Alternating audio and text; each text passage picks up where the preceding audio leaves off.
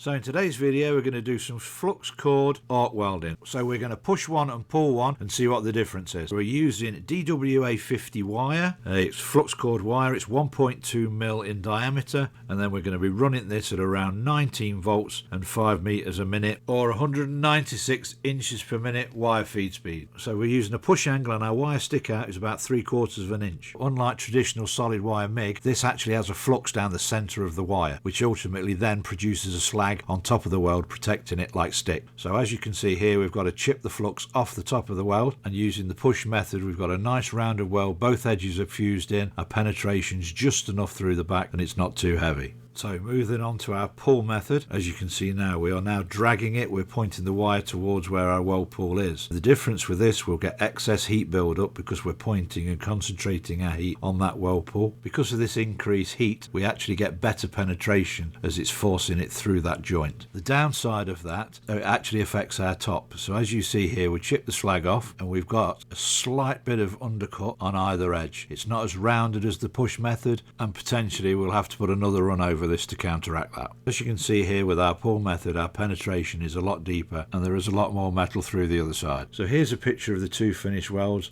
You fight it out amongst yourselves as welders and tell us which one's better in the comments below. So for more welding tips and tricks, check out the video on screen now.